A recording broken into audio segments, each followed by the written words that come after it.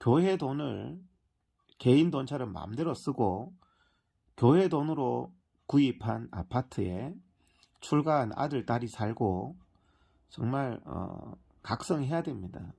이런 집단에 헌금을 한다는 것은 참 기가 막힌 일이고 수사기관에서도 정말 그런지 입증 자료를 제출하라고 해서 안희안 목사님을 정강훈 씨가 고소한 것에 대한 입증 자료 세 번째 것으로 제출한 것을 영상을 올려드립니다.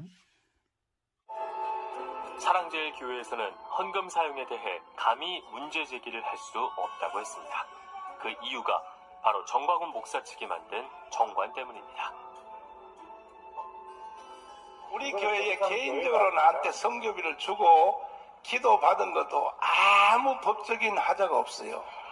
왜냐하면 나는 이런 일이 올 줄 알고 우리 교회 정관을 내가 내는 헌금은 정강훈 목사님에게 위임하고 어떤 용도로 쓰든지 우리는 그 책임을 묻지 않고 사후 보고도 받지 않는다.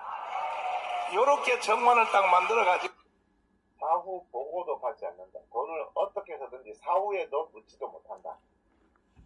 이거는요, 교회가 아닙니다. 사이비 집단 중에 사이비 집단입니다. 그리고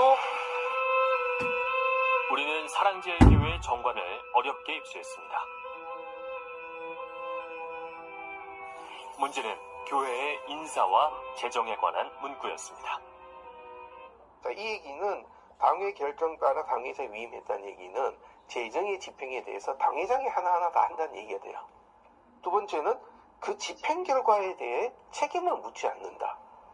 자, 이 얘기는 저는 태어나서 처음 보는 문구입니다.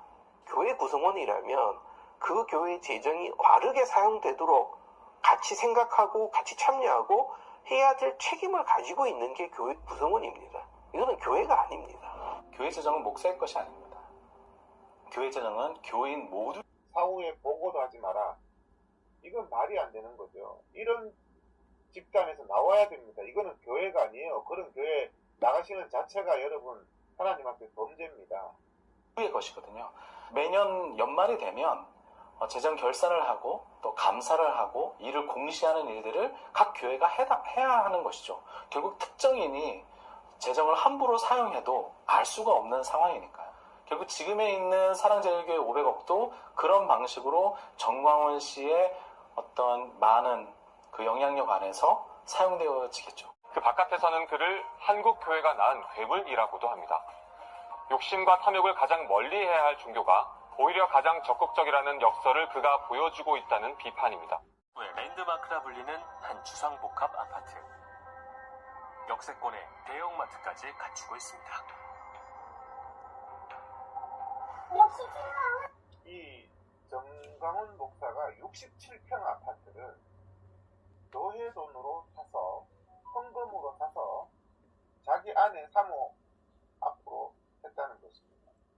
이게 말이 됩니까? 20억 원을 호가한다는 이 아파트를 12년 전부터 소유하고 있는 사람은 전광훈 목사의 아내 서모 씨입니다. 그런데 전 목사의 입에서 뜻밖의 말이 나왔습니다. 지금 우리 딸이 사는 아파트 있죠. 이걸 장물이 산 거야. 장물. 당연히 교회 돈으로 샀지. 교회 돈으로. 교회 재정으로 주상복합 아파트를 산 2010년 당시에 전 목사 아내 명의의 아파트는 한 채 더 있었습니다. 교회 재정으로 부동산을 샀다면 당연히 교회 명의로 계약해야 합니다. 5층 건물 외에도 올해 사랑제일교회 명의로 구입한 부동산은 또 있습니다. 매매가 8억 원인 이 아파트에는 전광훈 목사의 아들 부부가 삽니다.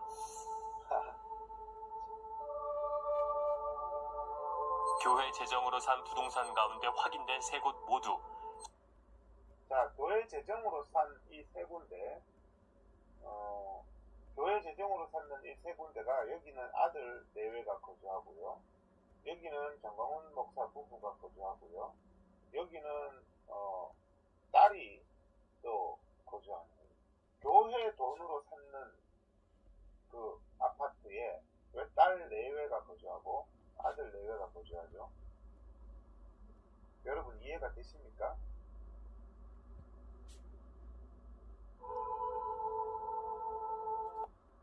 아닙니다. 교회에서 구독 운동 중인 신문 자유일보의 법인 대표가 전광훈 목사의 딸입니다.